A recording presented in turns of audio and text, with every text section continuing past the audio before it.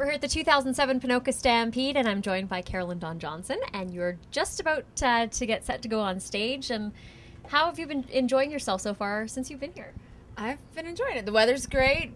Caught a few glimpses of some of the races. I wish I was out in the grandstands watching it, but I had to kind of get fixed up and get ready. But it's been fun hearing the cheering and stuff, so I'm kind of anxious to get out there and play for everybody. And you're originally from Alberta, right? I am. I'm from northern Alberta, a couple small towns, Deadwood and Westlock. Deadwood is up in the Peace River country, and Westlock is about an hour north of Edmonton. And then I lived in Edmonton for a few years and Vancouver, but I'm definitely an Alberta girl.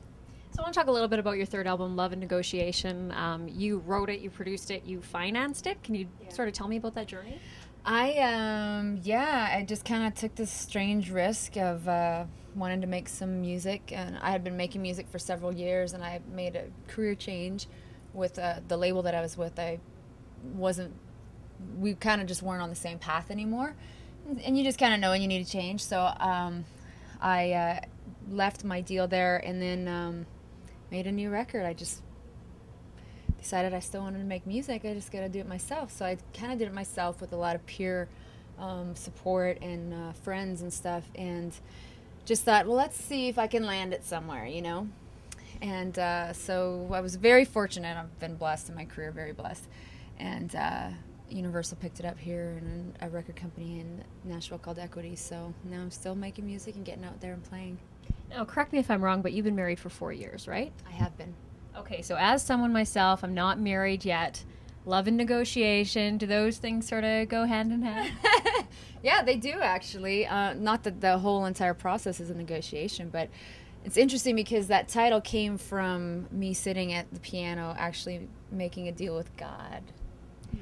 I was sitting there playing, and I'm not particularly sure what my deal was at that time, but I started thinking about negotiation, man. We're always making deals. We're always making deals with our kids, trying to get them to eat their plate. I don't have any kids, but I know what it's like babysitting my nieces and nephews. And, your spouses, your friends, your bank, whatever it is. And I got thinking about how in life you're always kind of negotiating. How can I take care of myself? How can I take care of my family? How am I going to stay alive, basically? And so I was talking about in my head how that makes the world go round, but then I was like, love makes the world go round. But then negotiation happens within love, too. Because it's like, honey, if you go out this weekend, I'm going to go with the girls next weekend.